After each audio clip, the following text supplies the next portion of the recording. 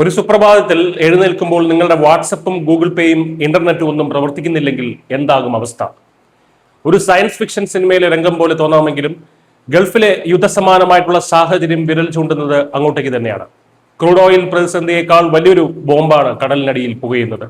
Israel US ആക്രമണങ്ങൾക്ക് മറുപടിയായി ശത്രു രാജ്യങ്ങളെ സമ്മർദ്ദത്തിലാക്കാൻ ഇറാൻ മറ്റൊരു യുദ്ധമുഖം തുറക്കുമോ എന്നാണ് ലോകം ഇപ്പോൾ ഭയക്കുന്നത്. അവരുടെ ലക്ഷ്യം ഹോർമൂസ് കടലിടുക്കിലൂടെ പോകുന്ന സബ്സി ഇന്റർനെറ്റ് കേബിളുകളാകാം. നമ്മുടെ വീഡിയോ കോളുകൾ, ബാങ്കിംഗ് ഇടപാടുകൾ, AI സേവനങ്ങൾ തുടങ്ങി ലോകത്തെ 90% ഇന്റർനെറ്റ് ഡാറ്റയും കടന്നു പോകുന്നത് കടലിനടിയിലെ ഈ കേബിളുകളിലൂടെയാണ്. ഇതിനു നേരെ ആക്രമണം ഉണ്ടായാൽ ഇന്ധനക്ഷാമം മാത്രമല്ല, ലോകം തന്നെ അക്ഷരാർത്ഥത്തിൽ നിശ്ചലമാകും. ചെങ്കടലിൽ മാത്രം 17ഓളം പ്രധാന കേബിളുകളാണുള്ളത്.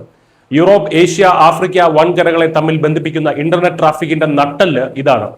ഗൾഫ് മേഖലയിലെ വൻകിട ഡാറ്റാ സെന്ററുകളെ ഇന്ത്യ ഉൾപ്പെടെയുള്ള രാജ്യങ്ങളുമായി ബന്ധിപ്പിക്കുന്നതും ഹോർമൂസ് വഴിയുള്ള ഈ ലൈനുകൾ തന്നെയാണ്.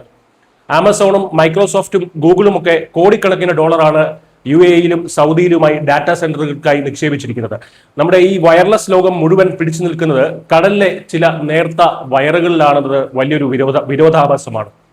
ഇന്ത്യയെ സംബന്ധിച്ച് ഇത് കടുത്ത ഭീഷണിയാണ് സൃഷ്ടിക്കുന്നത്. നമ്മുടെ വിദേശ ഡാറ്റ കണക്ഷനുകൾ ഈ ലൈനുകളെയാണ് നേരിട്ട് ആശ്രയിക്കുന്നത്. ഇറാൻ ഈ മേഖലയിൽ മൈനുകൾ വിതറിയിട്ടുണ്ടെന്നാണ് റിപ്പോർട്ടുകൾ.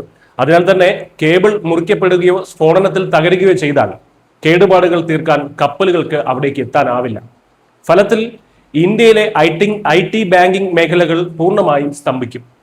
ഹോർമൂസ് കടലിടുക്കിന്റെ ആഴം കുറഞ്ഞ ഭാഗങ്ങളിലൂടെ കടന്നു പോകുന്നതിനാൽ ഈ കേബിളുകൾ തകർക്കുക എന്നത് വളരെ എളുപ്പമുള്ള കാര്യമാണ്. ഒരു ചെറിയ സ്ഫോടനം അല്ലെങ്കിൽ ഒരു അപകടം മതി ആഴ്ചകളോളമോ മാസങ്ങളോളമോ ഇന്റർനെറ്റ് ഇല്ലാതാകാൻ. ഗൾഫ് രാജ്യങ്ങളെയാകും ഇത് ആദ്യം ബാധിക്കുകയെങ്കിലും ഇന്ത്യയിലെ ഇന്റർനെറ്റ് വേഗതയും സമ്പദ് വ്യവസ്ഥയും വലിയൊരു തകർച്ചയെ നേരിടേണ്ടി വരും. ആയുധങ്ങൾ കൊണ്ടുള്ള യുദ്ധത്തെക്കാൾ ഭയാനകമാണ് വരാനിരിക്കുന്ന ഈ ഡിജിറ്റൽ യുദ്ധം. അമേരിക്കയും ഇസ്രയേലിനെയും മാത്രം ലക്ഷ്യം വച്ചുള്ളതല്ല ഇറാന്റെ യുദ്ധതന്ത്രം.